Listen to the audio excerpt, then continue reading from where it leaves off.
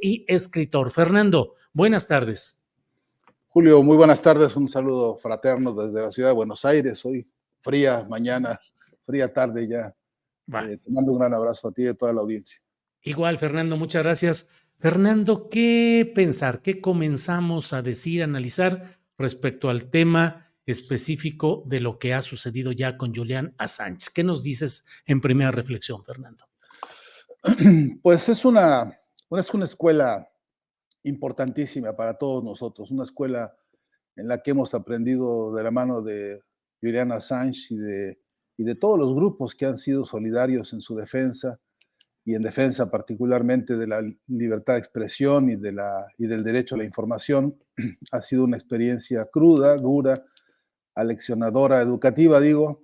y no lo digo con sorna, lo digo efectivamente porque nos ha permitido aprender una cantidad de artimañas y de emboscadas y de canalladas que los poderes son capaces de inventar para suprimir este ejercicio que tanto Wikileaks como Julian Assange emprendieron, eh, eh, haciendo con esto una reflexión primera que a mí me parece muy importante. La información, en tanto que es un derecho humano fundamental, debería tener las garantías más absolutas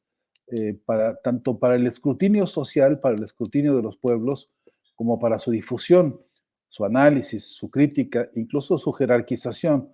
El hecho de que algunos estados, especialmente manipulados o controlados por las industrias bélicas y las mafias que eso constituye, ya múltiplemente denunciadas en todo el mundo, el hecho de que estos poderes eh, eh, transiten, iba a decir trafiquen, no me retraigo pues porque más de un caso es tráfico de información que ellos llaman sensible, que ellos llaman delicada, que ellos llaman información de Estado, por razones bélicas principalmente, el hecho de que haya quienes en el fuero de sus intereses más privados se consideren dueños de la información y por tanto se conviertan en sensores, se conviertan en filtros para determinar quiénes sí, quiénes no tienen acceso a esa información, me parece un asunto de relevancia mundial y que toca, decía Julio, fibras muy sensibles, porque nada, absolutamente nada de lo que ocurre en la industria bélica, particularmente la norteamericana, en materia de su financiamiento, en materia de cómo se usan los gastos, incluso los que llaman ellos gastos reservados, es un asunto que puede considerarse cerrado o bajo candados para unos cuantos. Debería existir ya un cuerpo legislativo internacionalista, que obligara a que se transparentara el financiamiento de los proyectos bélicos en cada una de sus instancias y de sus jerarquías. Eh, no confundo yo la táctica con los principios, pero sí que acudo al concepto de principios como el principio del derecho humano fundamental, a que estemos enterados de qué está pasando con estos financiamientos, de a dónde se dirigen, cómo se usan incluso para extorsiones, cómo se usan para la corrupción desatada que hay en el mundo entero, justamente asociada con estas industrias bélicas y las industrias bancarias también, y no menos las mediáticas, que ejercen pues un control absoluto, diría yo absolutista, y yo diría de corte dictatorial a propósito de este bien social, este bien histórico, este bien de la humanidad. Nosotros testimoniamos un salto importantísimo civilizatorio cuando al final de la Segunda Guerra Mundial pudimos ver el desarrollo y la consolidación de una Carta Fundamental de los Derechos Humanos, todavía con un toque, con un tono muy individualista, todavía con un tono de casi puras garantías individuales, pero ni duda cabe que con una importante advertencia de que todo lo que ocurre en el campo de los derechos de los seres humanos es un tema crucial para la especie humana, repito, y para todos nosotros. De modo que esta experiencia de Julian Assange, de haber tomado la decisión sobre la base de información consolidada, de información verificada, de información que él logró localizar, a propósito de todo este tinglado complejo de informaciones que Wikileaks difundió, bueno, se volvió víctima de un conjunto de sanciones, de acusaciones y persecuciones que lo tuvieron al borde de la muerte. No se nos va a olvidar un solo de los días que Julian Assange tuvo que padecer en condiciones de encierro, de calumnias, de desprestigio desatado a nivel internacional. Incluso la celebración de la propia Hillary Clinton, que en algún momento se puso feliz porque veía la posibilidad de que Julian Assange perdiera no solamente todos sus derechos, sino la vida misma. De modo que sí que es una gran escuela, Julio, y el hecho de que hoy Julian Assange esté en libertad, pues es una celebración porque también es un triunfo de muchos movimientos y de muchas voces que en el planeta entero se solidarizaron con la batalla de su esposa, que ha sido absolutamente ejemplar, con la batalla de su familia, que también ha sido de una resistencia realmente valiosa como un bastión moral y ético, pero también, Julio, necesariamente como una victoria de todos los movimientos y de todas las voces que luchamos, me inscribo, porque el derecho a la información sea eso, un derecho garantizado plenamente y que no haya que pedir perdón por ejercer el derecho, que no haya que arrodillarse, que no haya que hacer negociaciones, que no haya que aceptar incluso extorsiones para que la libertad de una persona se garantice luego de una situación como la que ha tenido que padecer Julian Assange. Creo que todavía hay mucho debate, creo que hay mucho por seguir todavía de este aprendizaje, que aunque Julian Assange deba ahora reconocerse culpable en virtud de asegurarse la libertad y salvar la vida, por cierto, porque de ese calibre es el asunto, que no se nos quede la moraleja, como lo he dicho ya varias veces, que no se nos quede la moraleja de que ahora resulta que para poder tener libertad hay que arrepentirse de ejercer el derecho a la libre información, ¿no? Bien, Fernando, por otra parte, ¿cómo pensar desde luego, es evidente que después de todo este tiempo de privación de la libertad, de obstrucciones y todo lo que se ha dado en torno a Julian Assange, un acuerdo como el que se ha planteado, pues ayuda a que él pueda estar en libertad. Pero los términos de este acuerdo, tal como se están planteando, parecieran dejar en el limbo lo relacionado con la libertad de expresión, lo relacionado con la seguridad nacional de Estados Unidos. ¿Qué pensar de ese acuerdo y en qué estatus nos deja? Pues primero que habría que ver el tejido fino de la estructura jurídica del acuerdo, Julio. Falta mucha información todavía para poder rastrear eh, los casos, los matices y la parte más sensible, porque entiendo que la idea de, de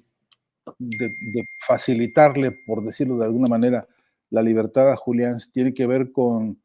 arrepentirse, con declararse culpable de espionaje, que esta es una de las acusaciones más canallescas entre todas las que ha sufrido, y porque eso representa una especie de extorsión, no ingenua, no Sí, el inocente. hecho de que te planteen como una de las posibilidades para obtener tu libertad que tengas que declararte culpable y luego asumir que el tiempo que llevas ahí privado de la libertad cuente como la sanción aplicable, pues es una extorsión y es una tentación hacia lo inmediato, pero también una complicación en lo más profundo, ¿no, Fernando? Y sí, porque ahora vamos a ver cómo se siembran todas las estructuras jurídicas y políticas en todo el mundo, porque si esto sienta precedente, si esto por alguna razón fuese tentación de otros seguidores de esta lógica, no quiero imaginarme lo que va a representar para investigadores, periodistas que han entregado la vida y que han entregado incluso su libertad, pues, a cambio de entregarle a las sociedades productos de su investigación, productos del trabajo y de productos de una ética de la dignificación periodística, que es ser obedientes y fieles a la verdad. Este es uno de los grandes temas de nuestro tiempo, Julio. Cuando decía Humberto Eco que que efectivamente uno de los grandes dilemas de esta época es que justamente la verdad dejó de ser importante. A mí me parece que en el otro sentido es justamente uno de los temas más importantes con los que tenemos que enfrentarnos todos los días. Lo sabes tú en tu trabajo de periodista, pero lo sabe todo aquel que incluso haciendo trabajos de investigación obtiene hallazgos importantes sobre algún núcleo de problemáticas de salud, de física, de química, en fin, de la ciencia cualquiera, sabe que esa información que se obtiene en principio tiene una razón de ser histórica y humana y humanista que le pertenece a la especie humana, pues, y que tiene que ser liberada y que tiene que ser conocida y que tiene que ser sometida a un escrutinio colectivo porque son hallazgos que, repito, tocan de manera directa la vida de todos. Aunque nos parezca difícil comprender el entramado financiero complejo del caso de Julian Assange a propósito de los intereses que alcanzó a develar y a desnudar en la manipulación de la información que se pretendía secreta, lo que Assange ha hecho ha sido un acto heroico de transparencia sobre decisiones en las que están involucradas las vidas de millones de personas en el planeta. Y esto no puede quedarse de soslayo atrás de una declaración con vocabulario puramente jurídico o con estos tecnicismos legaloides que a veces se usan para tapar lo que en el fondo es un problema ético de nuestro tiempo, y es que si para poder, repito, ejercer el derecho a la información, después tienes que arrepentirte, después tienes que declararte culpable y después tienes que hacer todos estos sacrificios, y yo diría que incluso morales, a mi entender, es un muy mal ejemplo que se está dando. No con esto yo quiero de ninguna manera eclipsar el valor crucial de la libertad de Julian Assange, que me parece Ujú. absolutamente legítima, absolutamente necesaria, pero por cierto que nos abre la ventana a todos para que asumamos una responsabilidad en esa batalla, ¿no? Yo creo que esto que ahora el propio Julian Assange está viviendo en estas condiciones, todavía bien dijiste, faltan detalles, ¿no? Usaste con mucha cautela el concepto, faltan detalles jurídicos por resolverse para que plenamente pueda gozar de su libertad, pero vamos a ver que atrás de eso hay todo un entramado en el que tenemos que comprometernos a que es, ahora la tarea es nuestra, de todos nosotros, porque de lo contrario, Julio, si guardásemos silencio, terminaríamos siendo cómplices de un chantaje al que no podemos acudir nosotros de manera ingenua, ¿no? Y sí que creo que a todas las escuelas de periodismo a estas horas tendría que estarles preocupando enderezar ya un bastión de análisis jurídico, político, comunicacional, incluso de derechos humanos actualizados en el campo de la comunicación, para que esto no pase a ser una anécdota puramente de filantropía jurídica de los poderosos, a cambio de que el otro se declare culpable. Eso es inaceptable y por eso sí creo que hay que asumir una posición muy crítica y muy atenta para entender bien qué se pone en juego, no solamente para lo específico de la libertad de Julian Assange, a la que todos le damos la bienvenida, sino en particular las consecuencias que va a tener que mañana tú y yo estemos hablando en una transmisión como esta y tengamos que arrepentirnos de haber dicho la verdad. Oye, Fernando, te agradezco mucho la posibilidad de reflexionar sobre todos estos detalles en este momento y cierro solo planteándote